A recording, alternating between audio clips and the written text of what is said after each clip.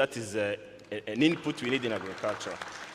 The plant will be complete, I think, from now 1 year. We have that plant producing fertilizers in Rwanda. The fourth element, which is an issue in the African continent, is post-harvest handling. You know, we have that number, which is really alarming, that on every production, Africa will lose 40% of our production is lost during the post-harvest management. And in Rwanda, we are trying to invest heavily in the post-harvest management process to make sure that the whole value chain is well managed. I think those are the things I can mention so far about our recovery process. And I know we're lagging behind the time. I don't have time to give you the whole list, but thank you very much, Prime Minister Ingirente. We're going to come next to President Samia Hassan, who is the first woman Vice President of Tanzania, the first woman President also of Tanzania, and you're very well familiar with challenges, having come to office as President during a time of national crisis. In the process of taking office, you've become an inspiration to women, not just in Africa, but all over the world. For the lack of the better word, you've attained rather a rock star status. At least that's my humble submission. And you're doing a phenomenal job in Tanzania. Since taking office, what would you consider to be the major challenges that you've had to overcome, and what solutions are you bringing to the table? It's a difficult question, though. But the major challenges, when I came in the office, the first one, as you said rightly, that I was the first female in East Africa to be the president, and Tanzania particularly. So the first challenge was a trust, to make people of Tanzania have a trust on me that I can deliver, I can run the country the same way men did. So that was my major challenge, and so I had to prove to them that yes, I can do it, women can do it. Women can never fail. And I think within the course of 1 year, I've shown the women power that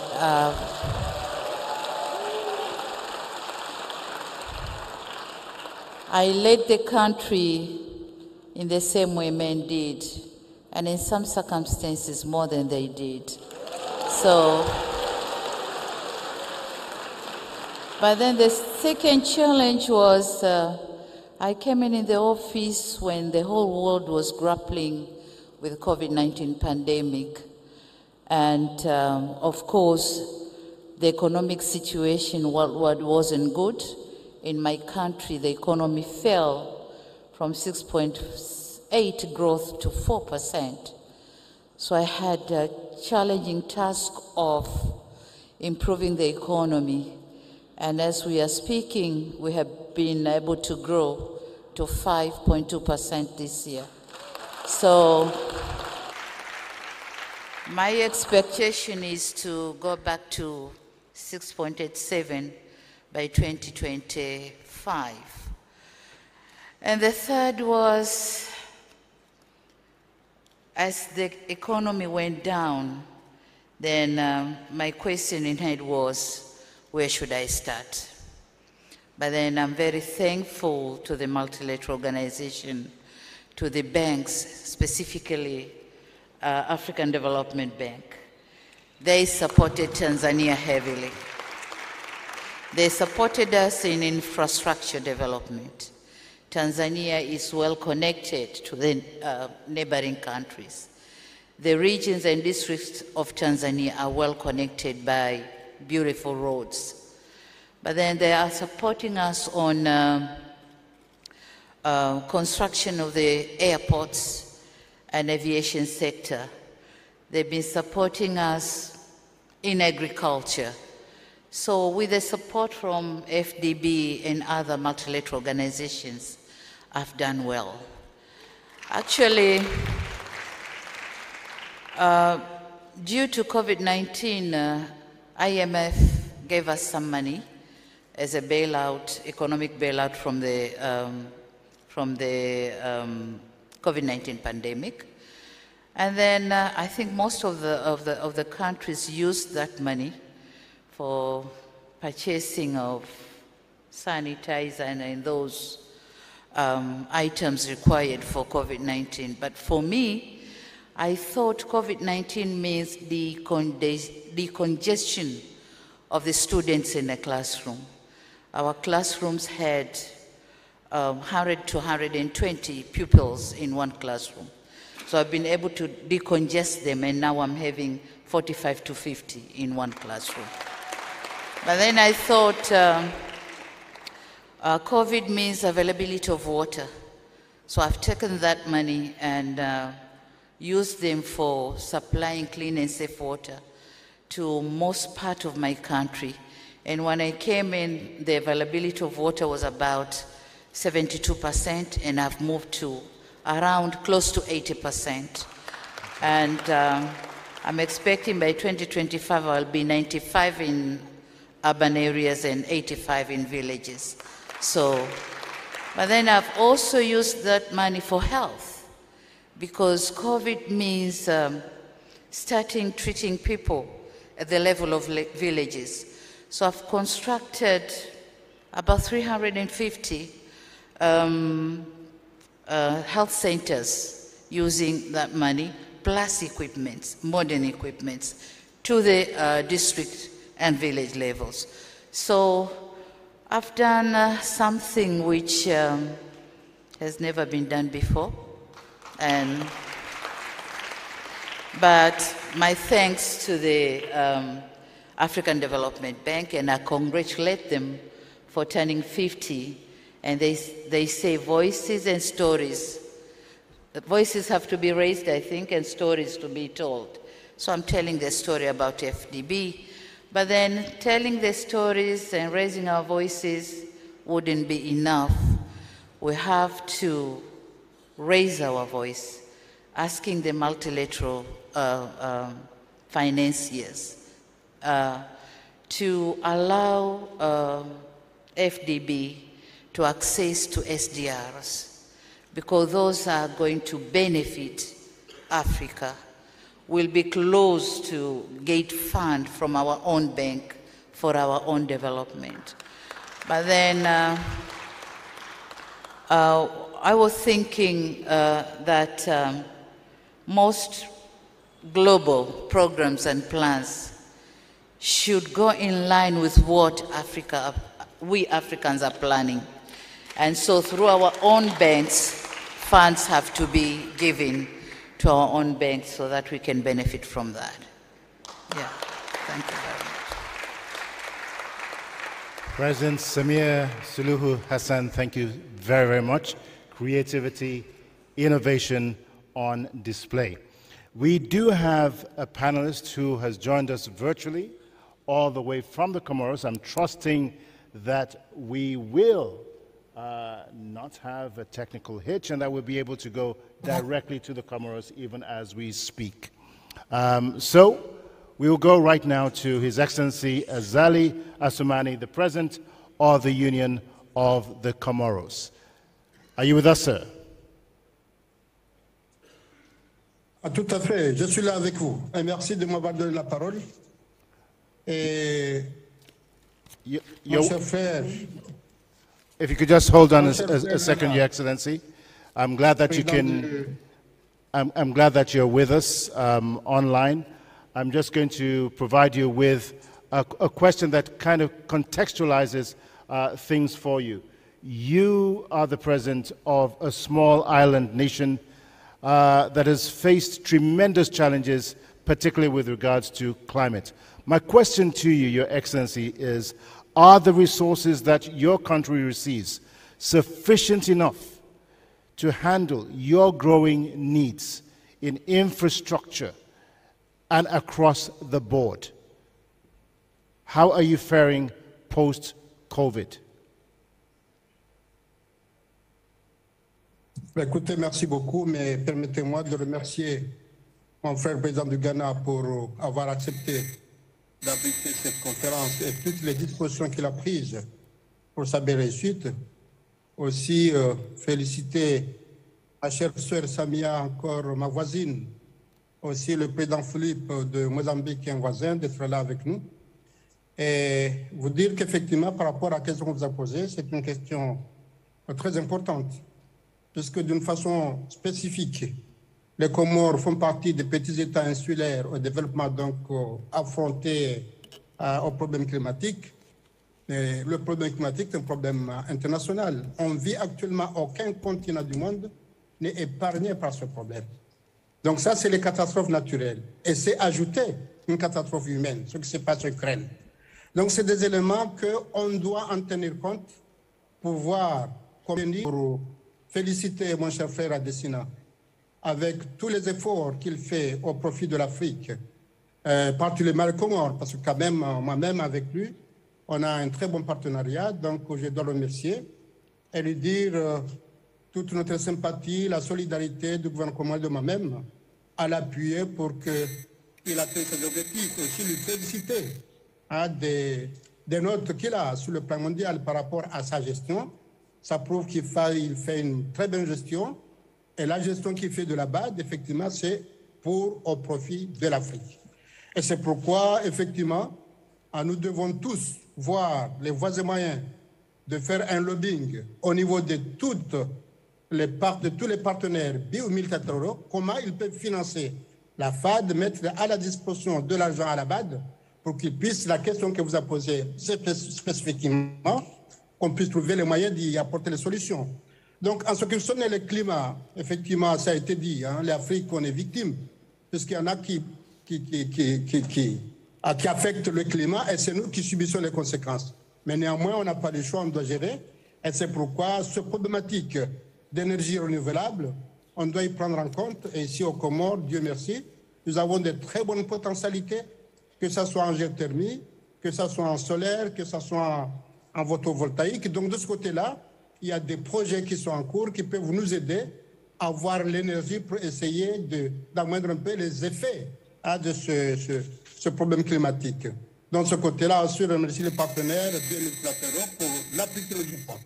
Par rapport à la question spécifique du Covid. Donc, le Covid est venu en 2019. Pendant que les Comores, nous avons lancé un programme qu'on appelle le Plan émergent des Comores 2030.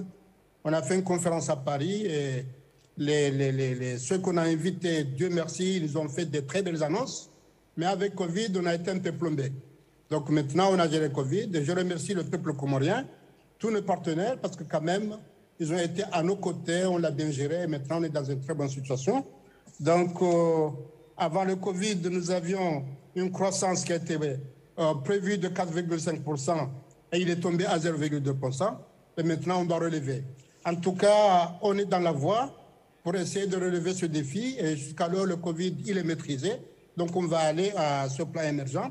Donc, nous avons une obligation. C'est l'autosuffisance alimentaire pour essayer de pallier aux catastrophes naturelles. Quand on prend des pays voisins comme Madagascar, comme Tanzanie, qui produisent une autosuffisance alimentaire, mais le problème, c'est qu'il faut les aider sur le stockage et la transformation. De façon à ce que si on vit ces catastrophes naturelles, que personne ne peut dire quand et comment, et qu'on essaie de prévenir la pénurie. Voilà le problème que nous avons. Donc les Comores, malgré la petitesse du territoire, mais nous, on a un climat qui peut nous apporter à avoir une autosuffisance alimentaire, mais surtout, nous avons des produits de rente qu'on voudrait demander à ce que les entrepreneurs viennent ici les transformer. On aura une valeur ajoutée, on aura du travail pour les jeunes, mais écoutez, pour le problème jeunesse, il y a une deuxième question, c'est le problème de la sécurité. On ne peut pas se passer de la sécurité. Parce qu'on sait que ces jeunes qui ne sont pas formés, qui ne travaillent pas, ils sont à la disposition des rapaces pour les manipuler et faire les opérations terroristes et extrémistes de tous bords. C'est pourquoi, de ce côté-là, c'est un palier qu'on doit prendre compte. Donc effectivement, nous avons géré le Covid. Il faut prévenir ces catastrophes par le renouvelable, mais aussi avoir de quoi alimenter lorsque ça va venir. Donc de façon à ce qu'aujourd'hui, mais la deuxième phase, c'est la sécurité, c'est le travail des jeunes, on doit s'y mettre. Pour ne pas être trop long, je vais conclure par vous dire qu'aujourd'hui, l'Afrique, on produit. Donc là, effectivement, on doit stocker ces produits, pouvoir les vendre. Mais demain, l'Afrique sera un marché qui va consommer, parce que la population va ajouter. Donc il faut qu'on se prépare pour cette consommation. Une consommation locale qu'on va produire ici, et pour cas aussi un import pour consommer. Donc de ce côté-là, on doit se préparer. Et je pense que nous avons les moyens, nous avons les moyens propres, nous avons les appuis, que ce soit biomilitaires, mais surtout encore, j'ai un appel à ce qu'on appuie notre frère à destination pour qu'il ait le maximum, qu'il ait le maximum qu'il faut pour nous aider, parce que son aide, il est pratique et concrète et on voit les résultats. Donc là, nous avons beaucoup de partenaires, effectivement, la Belgique, que ce soit la FMI, la Banque mondiale, l'Union européenne nous aide, mais quand même l'Afrique, comme là-bas est à côté de nous, c'est beaucoup plus facile de travailler, la preuve est là. Et c'est pourquoi, encore une fois, merci, M. Adesina. Nous sommes avec vous et je vous remercie.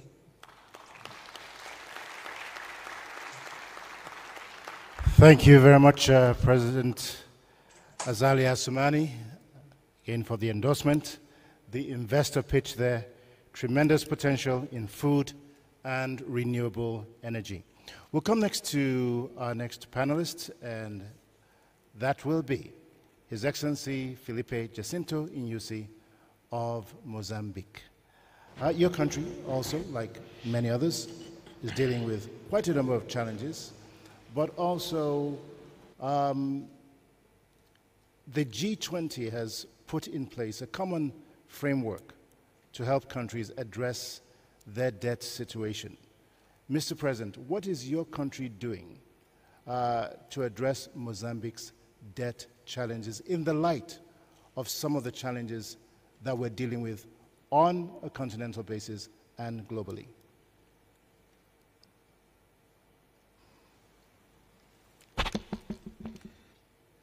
Thank you, moderator. You know, in African Union, you are speaking in Portuguese, in English, French, Arabic. Allow me to speak in Portuguese now. Bom, a pergunta foi bem introduzida. Os grandes desafios do meu país, que é Moçambique, não só a dívida, porque a dívida é um desafio comum de todo o mundo, de toda a África. Mas temos desafios como os que me antecederam falaram sobre mudanças climáticas.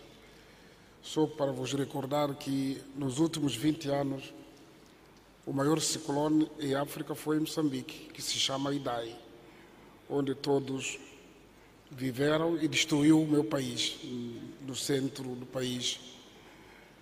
Tivemos o desafio da Covid-19, que retardou o desenvolvimento.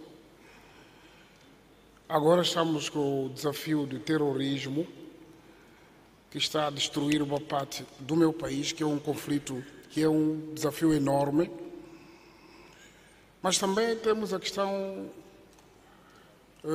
da transição de energia, que parecendo que é pequeno, mas é um problema que pode, sobremaneira, não ser bem tratado, dificultar o crescimento dos países, sobretudo os países em desenvolvimento, com novos horizontes, novas esperanças. Não quis falar aqui dos desafios resultantes da guerra da Ucrânia com a Rússia, mas concretamente o que está a falar sobre as dívidas. Primeiro, a dívida, a melhor forma de combater a dívida é não contrair muitas dívidas, porque não é possível viver sem dívidas, porque não conheço nenhum país no mundo que não tenha isso. Mas o melhor elemento, como estou a dizer, é não contrair muitas dívidas e contrair dívidas corretamente, se for necessário, de uma forma racional. E quando que um país não contrai muitas dívidas? Não contrai muitas dívidas quando aumenta a sua produção, quando aumenta as suas exportações e importa menos. Não contrai dívidas quando tem a disciplina financeira. Tanto tem que haver maior transparência, mas também os processos fiscais, a macroeconomia como é gerida por si só, esse vai ditar com que as dívidas não sejam contraídas de forma irracional.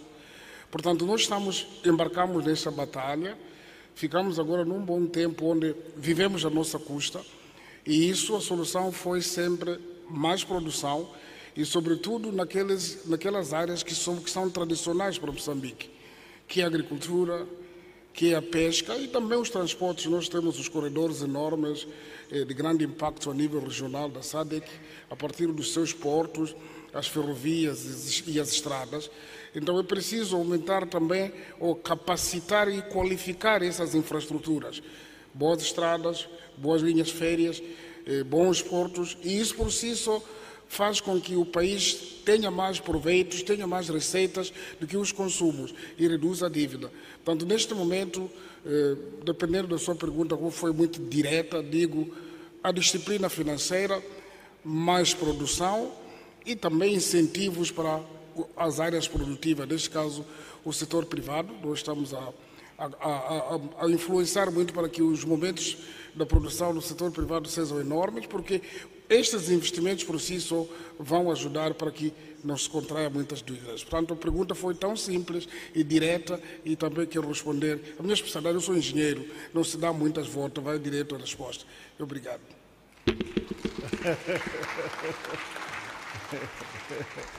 Thank you very much, President Nyusi. And even when we talk about that, we want to congratulate you also on the tremendous investments. You talked about investments and the fiscal discipline.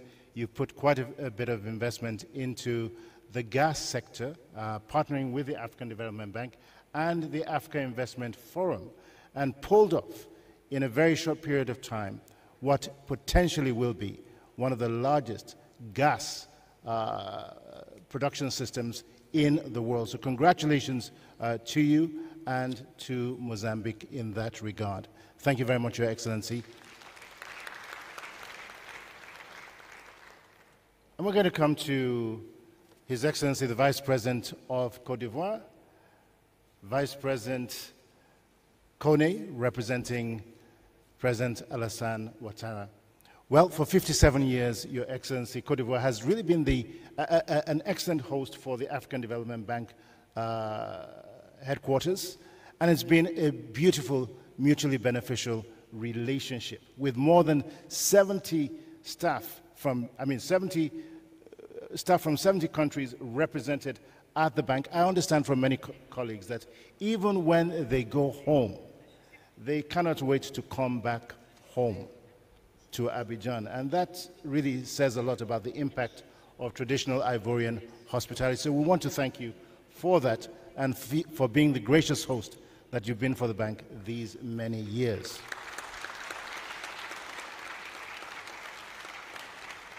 Just as it was with Rwanda, so it was with Ivory Coast pre-COVID. You had a GDP growth of about 6.4%. Again, that has taken a hit in the last 2 years. What is it that your government is putting in place to help your country recover?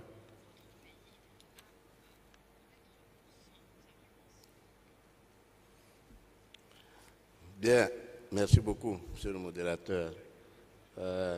Je voudrais, en prenant la parole pour la première fois, que vous me permettez de remercier le président Akufo-Addo pour l'honneur qu'il nous fait et l'amitié qu'il nous fait de nous recevoir ici au Ghana. Comme il a dit, notre deuxième pays à nous, en tout cas, compte tenu de notre proximité. Je voudrais aussi transmettre les salutations du président Ouattara, que je représente ici. Il aurait bien voulu être là, mais il n'a pas pu le faire, et je pense en principe que ces salutations seront transmises à chacun des membres qui participent. Alors, vous avez posé deux questions en une. Premièrement, en ce qui concerne la BAD, qui est en Côte d'Ivoire, c'est une question sur laquelle je ne peux pas passer. Parce que si je passe, mon frère Adesina va estimer que je n'ai pas apprécié le fait qu'il soit à la BAD et qu'il fasse ce qu'il fait. C'est vrai que, vous l'avez dit tout à l'heure, la Côte d'Ivoire a toujours été une terre hospitalière et elle est heureuse d'avoir accueilli la BAD. Je le dis parce que cette ouverture est enrichissante pour notre pays et c'est quelque chose auquel le président Ouattara tient particulièrement parce qu'il n'y a que de richesse que d'hommes, comme on le dit. Et si en plus, il se trouve que cette institution, dans son rôle et avec les besoins que la Côte d'Ivoire a pu exprimer, c'est quand même entre 2012 et 2019 près de 1700 milliards d'unités de compte que la BAD a prêté à la Côte d'Ivoire et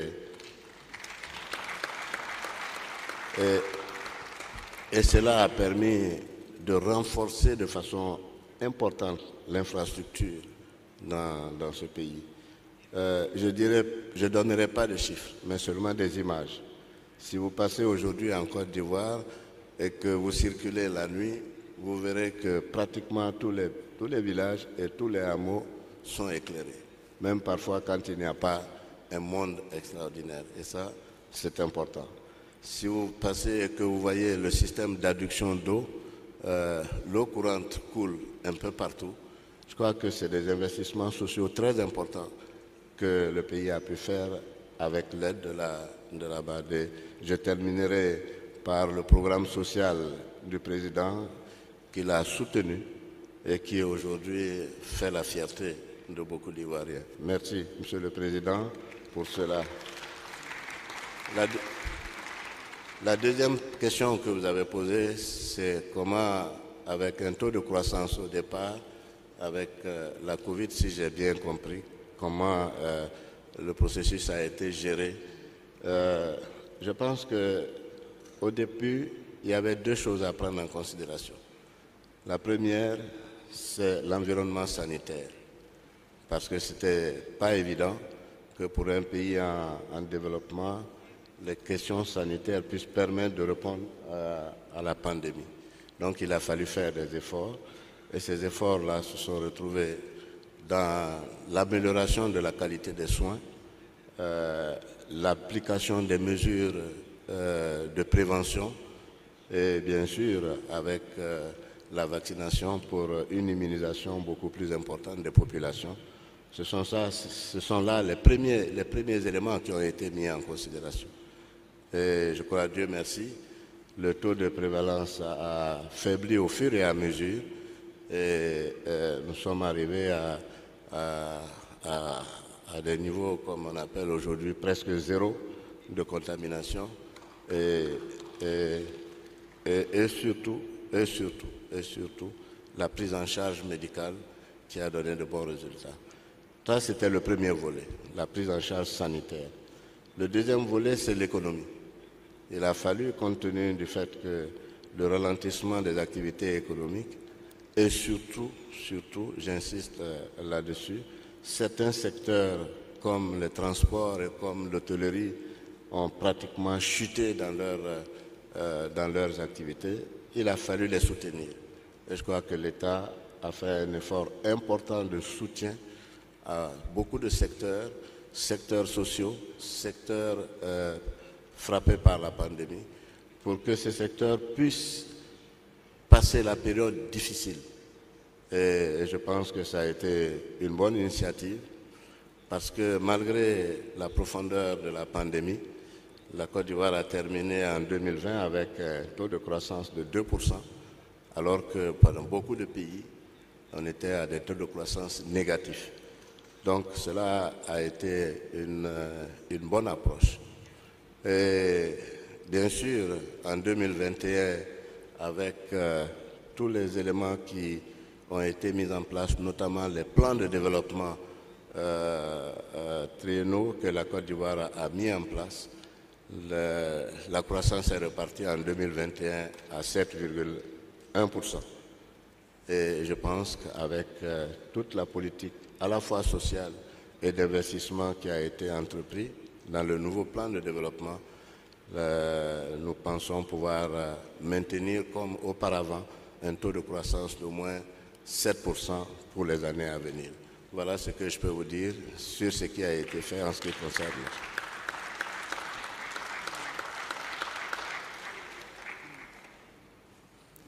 Thank you very much, Vice President Kone. Very much appreciated. I'm going to crave your indulgence here and ask one last question of one head of state, and that is to President Inyusi. And there's a reason for that. I know that you did not have sufficient enough time in your response to really go into some detail, and I don't want you to leave this beautiful hall not having that opportunity to be able to do so. But the question to you is this. We've talked significantly here about a just energy transition. And there are quite a number out there who have also talked about gas not being included in Africa's energy mix, which our position as the bank is pretty much clear about. Gas will be part of Africa's energy mix. What is your position on this, President Inyusi, particularly with regards to those who might criticize Africa in this regard? Keeping in mind, again, we've recently seen a situation in which gas lines or pipelines to some European countries have been shut down, and we know the impact of that on those economies. Over to you, President Inyusi, to help us put that in perspective for Africa. And that will be our final question today.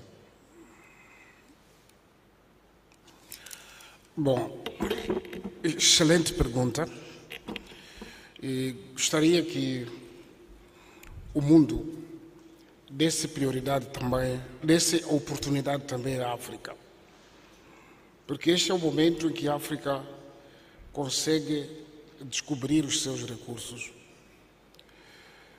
Nós em Moçambique, por exemplo, temos o carvão, mas muito carvão e carvão de qualidade. Temos o gás, que se diz que vai ser em quantidades enormes na classificação mundial. Mas temos o solo. O nosso solo é muito ardente. Temos os ventos e também temos o mar, para além dos rios. Como todos sabem que das 15 bacias da África Austral, 9 desaguam através de Moçambique. Por isso que temos a hidroelétrica de 𝒂𝒔𝒂𝒄, que já existe, e vamos fazer mais outras hidroelétricas, porque temos capacidade para isso. Mas comecei por dizer que a África tem que ser dada a oportunidade para poder surgir. Porque se nós não dermos oportunidade, neste momento em que os outros países do mundo tiveram oportunidade, estaremos em dificuldade de bloquear um pouco o desenvolvimento. Aquelas máquinas, por exemplo, que vêm fazer prospecção de gás no meu país, no mar, foram fundidas no passado usando carvão. Bom, nós agora não podemos dizer que tem que ser assim.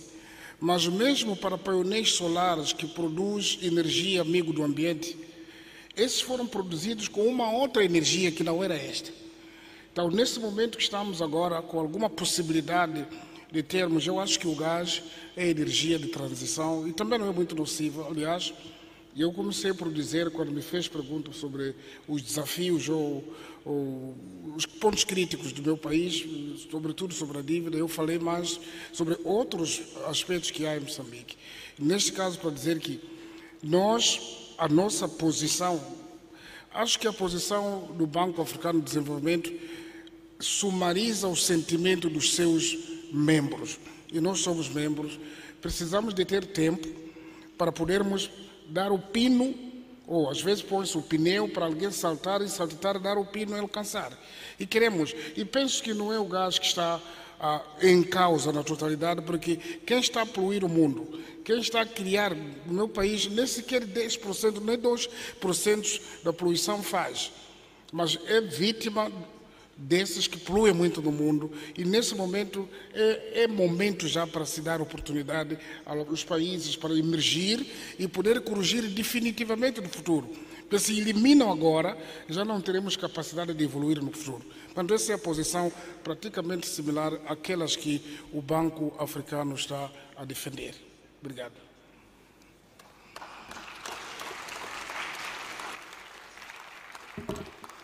Thank you very much, President Nyusi, and that brings us to the close of this presidential dialogue. I'm going to use this opportunity to say a very big thank you to our panelists, President Nana Akufo-Addo, President Filipe Jacinto Nyusi, His Excellency Azali Assoumani of the Union of Comoros, President Sami Suluhu Hassan of the United Republic of Tanzania, Vice President Kone of Côte d'Ivoire, representing President Alassane Ouattara, and the Prime Minister of Rwanda, 𝒓𝒊𝒈𝒉𝒕, representing President Kagame. And I believe you have enriched our discussions today. I want to say a very big thank you to every single one of you. We've had to compress our two panels into one, and we could have taken a whole lot more. As I close, I'd like to say, distinguished ladies and gentlemen, Your Excellencies, that leadership is the capacity to see the future long before it arrives and the ability to bring the desired future into the present. We congratulate you as you continue to do this for your respective countries and for us in Africa. Our distinguished panelists today have provided us with much thought leadership on what is needed and a roadmap for how we need to get Africa to where we want Africa to be. I will now hand over proceedings to the Secretary General of the African Development Bank, Professor Vincent Emehiele. Once again, it's been my pleasure. My name is Victor Ladukun, moderating this session today. Thank you very much for the opportunity. And Excellencies, thank you so much for being with us today. And to you, a fantastic audience, thank you for your patience through these morning sessions. Thank you.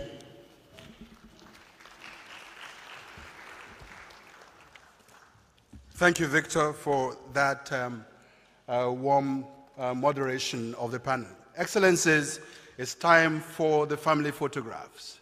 So as you rise, protocol will take you to the photograph wall outside, accompanied by the governors, the president of the bank, special guests that have been invited to join the photo wall.